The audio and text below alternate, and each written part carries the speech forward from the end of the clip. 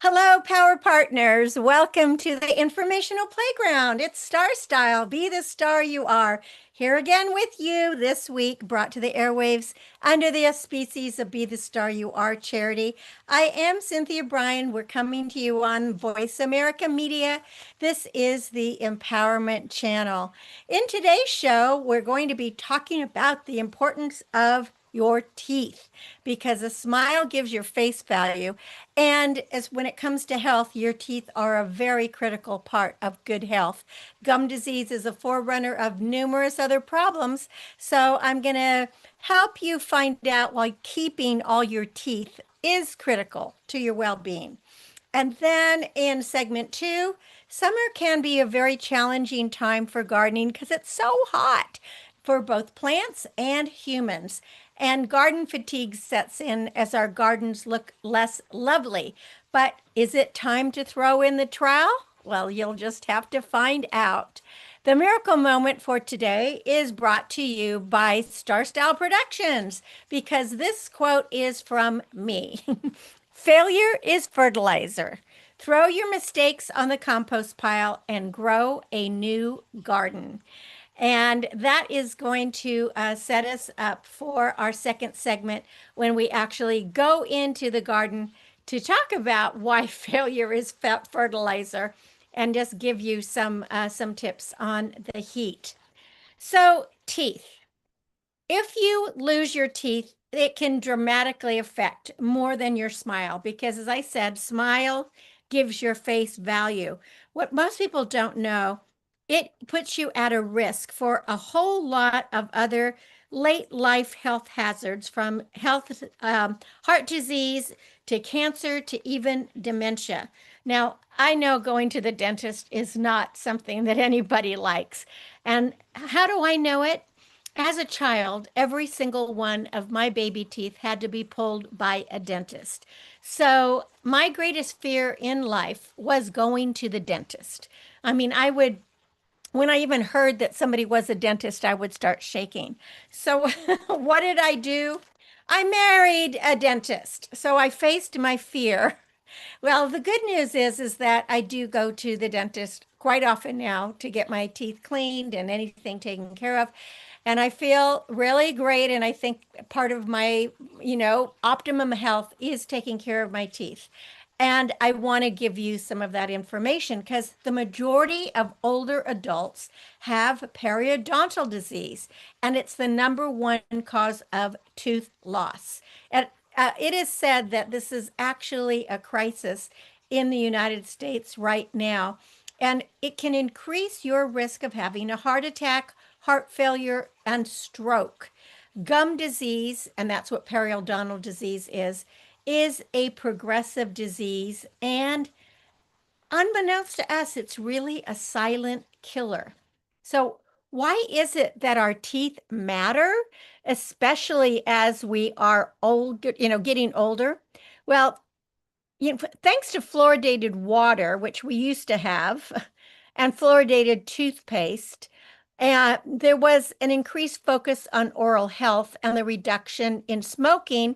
It all helped so much. It helped our teeth. But it's not uncommon today to see adults that are living out their entire lives with a full set of their teeth because of those advancements that we did and in fluoridating the water and in having fluoridated toothpaste.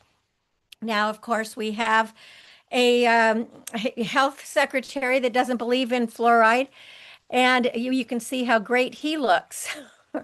Anyway, the average older adult has only about 20 remaining teeth, and 1 in 6 adults over age 65 have lost all of their teeth, and that is according to data from the Centers for Disease Control and Prevention, the CDC, who now I don't think we can trust anymore, but this report came out before all the information of what all the upheaval that is going on.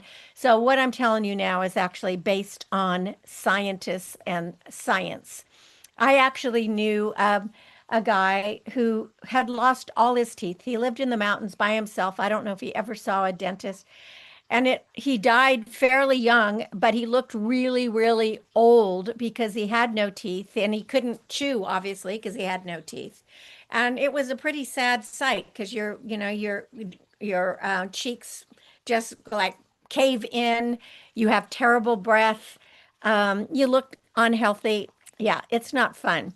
So if you have nine or fewer teeth, that is associated with a very high risk of any cause of death. Again, that includes heart disease, cancer, etc.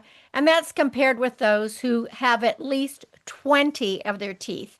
And that is from research that is in Frontiers in Public Health.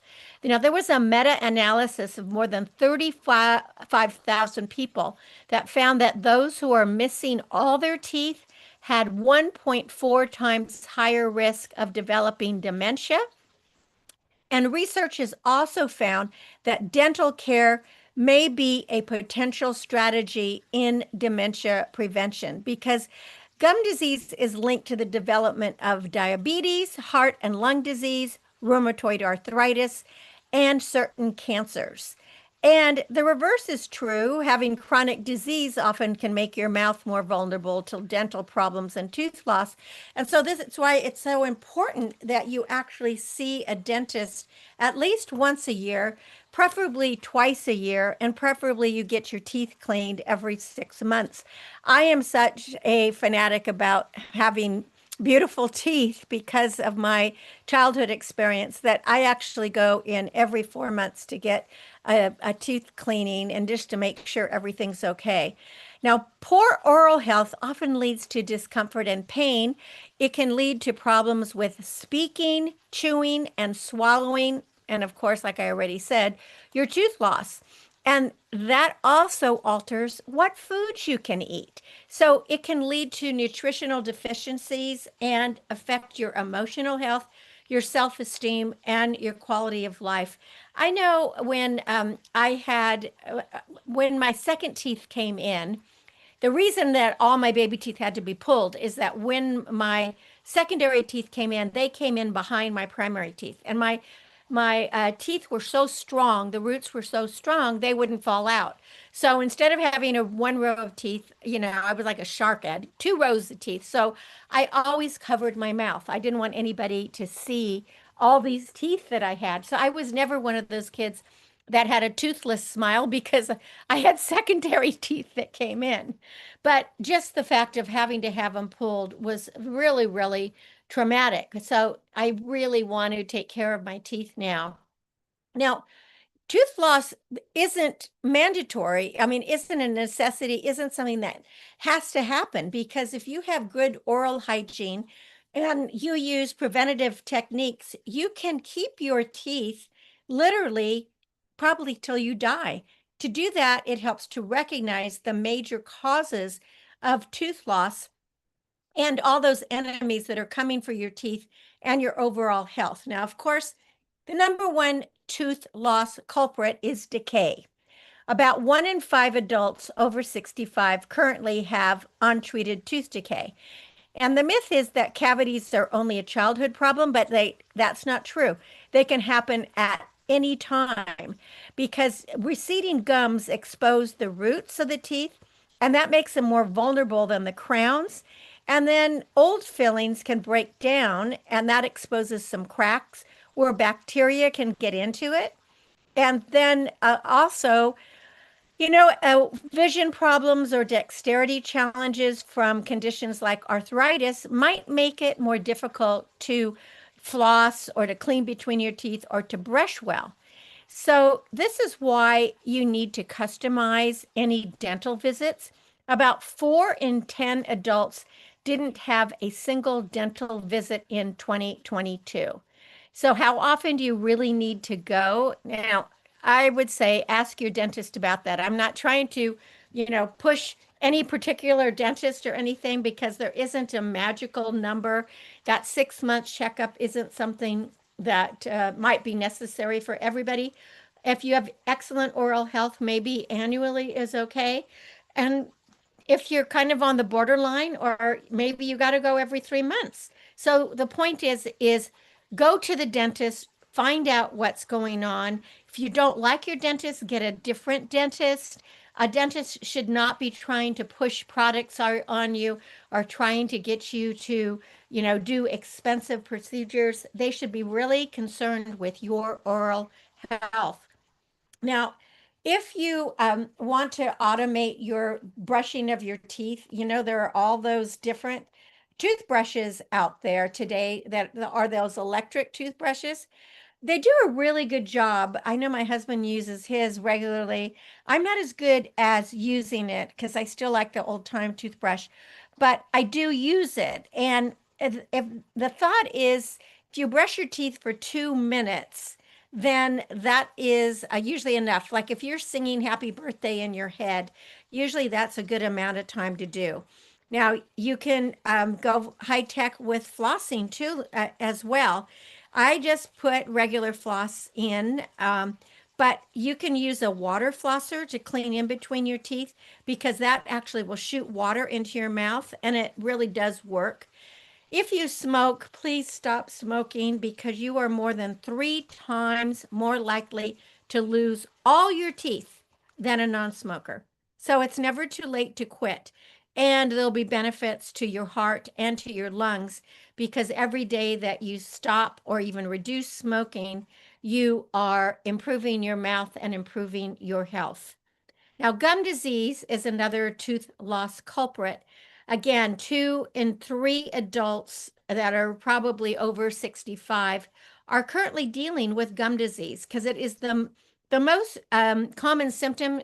Here's how you could know. If your gums bleed when you brush them, you have gum disease. If you rubbed your eyeball and it bled, you would probably go straight to the emergency room, right? Well, if your gums are bleeding, it means that you have gum disease.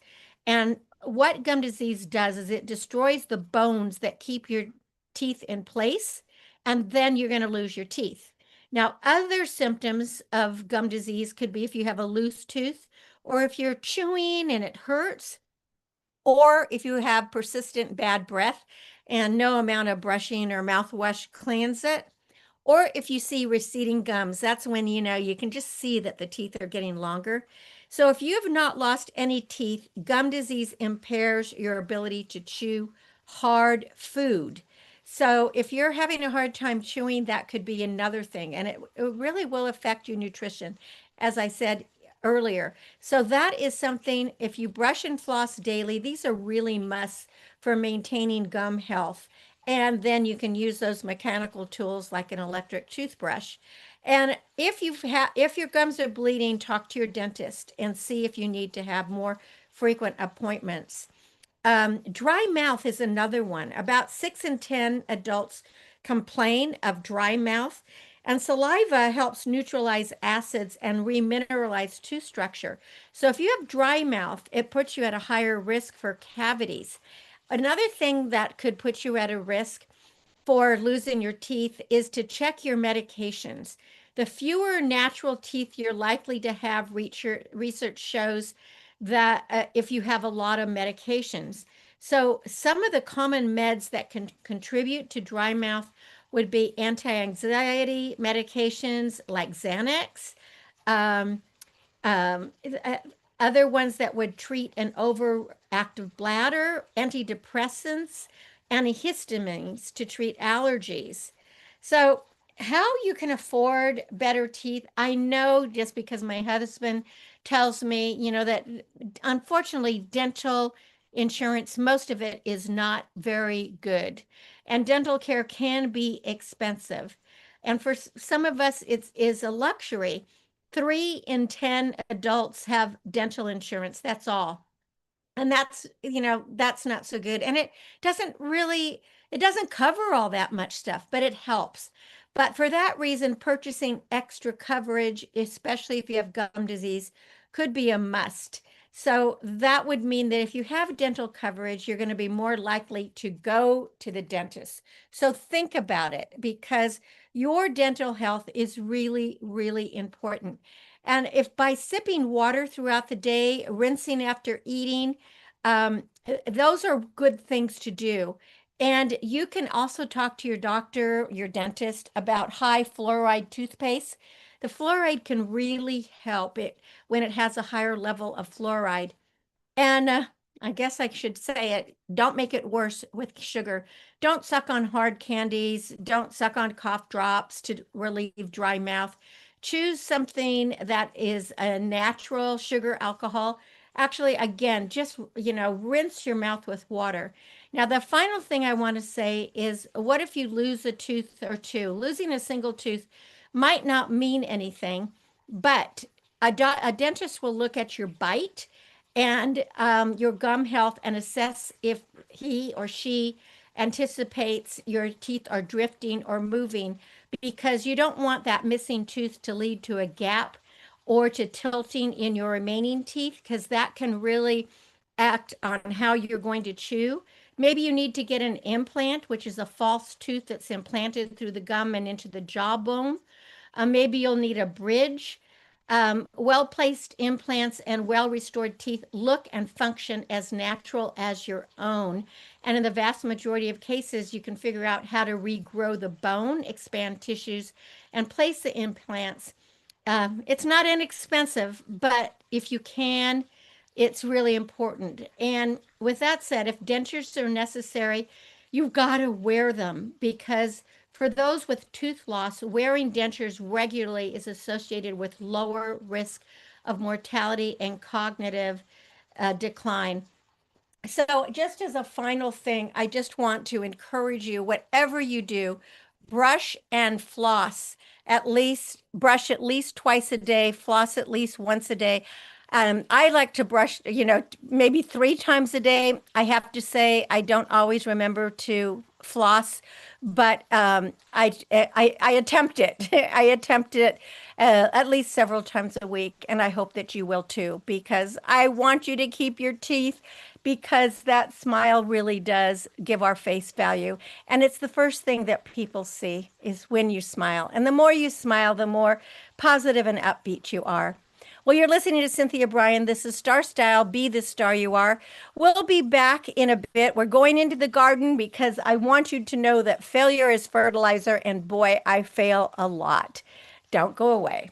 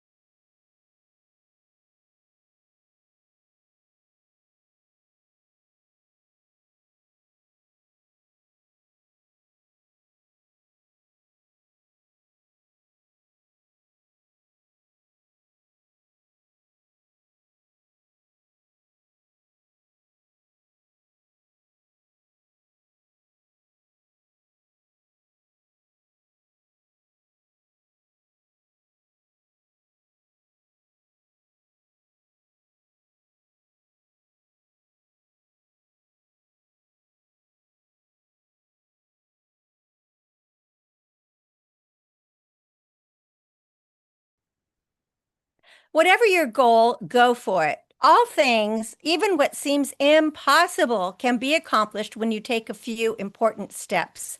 Visualize the prize, identify a specific goal, and imagine yourself achieving it in every detail. For example, if you want to be a professional speaker, see yourself speaking to thousands of people, making a difference in their life.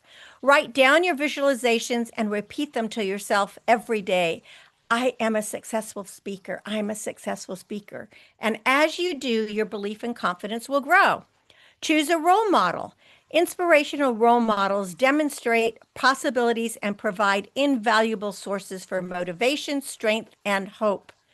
Keep reminders of your goals and dreams on cards and put them where you'll see them. The refrigerator, dashboard, mirror, computer. It could be sticky notes, whatever works for you. And when you have a setback, have a comeback. See mistakes as opportunities to learn and develop new strategies. Mistakes are inevitable, valuable, and essential for growth. Remember, you're the star of your own performance. Turn your passions into profits. I'm Cynthia Brian with another business bite from Star Style. For more information, visit cynthiabrian.com. Visit Cynthia Brian, Brian with an I.com. Well, talking about mistakes, I am back. This is Cynthia Brian, and you're listening to Star Style. Be the star you are. Well, I like to say that failure is fertilizer. Summer can be challenging time for gardening, and it's hot for plants and humans. As I said, pests and disease will increase. Frequent deep watering is essential, but overwatering can also cause problems. Weeds devour nutrients from cultivated saplings, and garden fatigue sets in because our gardens look less lovely. Like any gardener, I get frustrated by my flops and fiascos. Long ago, as botanical disasters mounted, I coined the phrase failure is fertilizer. All my missteps and messes ended up on the compost pile to help a new era succeed. I have used my quote for almost every area of my life as lessons learned. Recently, I planted 3 expensive peonies, but only 2 survived. My gate was left open to my rose garden, and the marauding deer just helped themselves to dinner. The wild turkeys dug up all my echinacea except for one, which was hiding underneath a small fig leaf. I had wild pigs come in and completely dig up my beautiful stream that I had very carefully planted the rocks. Well, and despite growing several zucchini plants, I have no zucchini because as soon as the flower appears, a resident skunk, raccoon, or squirrel battle for the bite. So, with sadness, but not defeat, I chant my mantra: failure is fertilizer. I have come to embrace my very imperfect garden. And although I admire beauty, symmetry, textures, colors, fragrances, and an endless array of blooms, I have reconciled with the fact that although I strive for excellence in all things, perfection will never be achieved. Instead, I create joy in the scruffy spaces, marveling at the insects, the birds, the lizards, the frogs, the spiders, and other creatures that call my landscape home.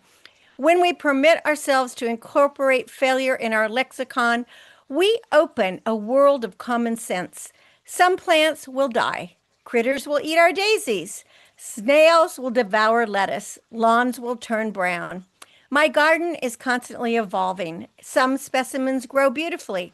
Others don't grow the way I envisioned, and still others die and disappear. And this is where failure and fertilizer merge. Instead of lamenting what doesn't work, I appreciate the compost. Patience and grace are requirements of any gardener. One cannot rush a turnip. Now, in my garden now, bougainvillea, hollyhocks, magnolias are putting on a show. Tomatoes are entwining with jacobinia and crocosomia in a planter where basil grows in nearby pots. And after the nigella, the sunflowers, the calendula, and the poppies finished blooming, and I cut them to the ground, my garden looked awful. It looked sullen and sad. But within a few days of the hot weather, the naked ladies sprang to life, turning the landscape and hillside into a spectacular sea of undulating pink lilies. And every day I celebrate the glorious spectacle that erupted as if overnight. In the fall, their faces will fade, the stalks will turn into ugly, flowerless stems, and it's going to take me several days to chop them down to begin the circle of life once again through composting. It's pear season right now, and I want to give you a very delicious family poached pear recipe. Growing up on our farm, our family grew a variety of fruits and vegetables. Our vineyards boasted several great varietals, including Zinfandel, and our entire Italian style of cooking never included any measurements. It was a little bit of this, a pinch of that, as we tested and improvised. And of course, wine was always this essential ingredient.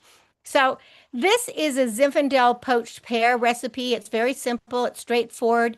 It's if you like pears, and you can use Asian pears or just regular pears. So adjust the recipe with spices and ingredients as you wish. This particular one is going to serve 16 because I use 8 Bartlett pears with stems, although you can also use Asian pears. The prep time's about 30 minutes, so listen carefully. It's very simple. You just need a cup of water, a bottle of Zinfandel wine, and if you don't like Zinfandel, you can use Merlot or Burgundy or Cab, whatever you want. A cup of sugar, if you don't want that much sugar, make it less. About a teaspoon of vanilla, the zest of 2 tangerines or an orange, the juice of 2 tangerines or an orange, 4 cinnamon sticks, 8 whole cloves, I like 2 star anise, and then spearmint leaves. Now, when I say a cup of sugar or a cup of water, again, I don't really measure, so you can just put it in there. So you preheat your oven to 180 degrees. And in a pot, stir and simmer together the water, the wine, sugar, vanilla, citrus, cinnamon, cloves, and star anise until the sugar is dissolved. And just by the way, again, if you don't want to measure it all, just make your own recipe up. You peel the pears, but you leave the stems on each pear. And then from the bottom of each pear, hollow out the core, any seeds that might come, there's sometimes a little bit. And then place the whole pears with the stems in a large pot with the wine and the spice liquid. Cover the pot with foil and place it on the lowest rack in the oven. And then you cook it for about 60, maybe 80 minutes until the pears are tender but still firm. Don't let them get too soft. Remove it from the oven, allow the pears to cool in that poaching liquid, and then once they're cooled, slice the pears in half, arrange them on a platter, and return that poaching liquid to the stove top on a medium heat and reduce the liquid until it's really syrupy. And you pour that nice hot Zinfandel spice syrup over the pears. You garnish it with spearmint leaves, and then I serve it with a scoop of vanilla bean ice cream, or you can use whipped cream, or you can use whatever ice cream you want. But it is really good. You can adjust it for fewer servings if you want. You can store it in the refrigerator probably 5 days to a week. And just remember, if you make a mistake, failure is fertilizer. We call it malfades in Italian, and malfades are always welcome. And speaking of pears, I want to remind you that the Pear and Wine Festival is coming up on September 27th, and Be the Star You Are is going to have a booth. So come and get some free seeds from me, and then there'll be all kinds of music and food and art and crafts and contests and all kinds of, and there's pear eating contests and pear wine and all kinds of things. And I thank our La Marinda Weekly, MB Jesse Painting, and of course Star Style Productions are all sponsoring the booth. You can find out more information at bethestaryouare.org and just click on events. Well, that's our show for today, and I thank you for being with me. Make sure you stay tuned to this station every week with me, Cynthia Brian, or wherever you get your podcasts. We have a new program every year. We've been broadcasting weekly since 1998, so you can always have something fresh because you can change your life. You can make your dreams come true. You can get a lot of information, including a recipe today. So again, more information about me at Starstyle Productions, visit cynthiabrian.com. Check out the books because the new book, Flap Forward, Fly Free, will be available this fall. And right now it's at a discounted price of several dollars. It will be the regular price as soon as it's in the bookstores. For information about Be the Star You Are, visit bethestaryouare.org. My aim, as always, is to encourage, inspire, inform, amuse, and motivate. See beyond your physical being. Know you are already the star you dreamed of becoming. Cherish the past, dream of the future, but always celebrate today and every moment of your life. And I hope you will read a book this week because I like to say a book is like a garden in your pocket. And until next week, when we play again on the Star Style Playground, remember that love always wins, kindness always prevails, and smiles will keep us happy. I am Cynthia Brian for Star Style. I thank you and encourage you to be kind, be inclusive, tell the truth, live with integrity, embrace cultures, love unconditionally, encourage others, be generous, read, lead, succeed.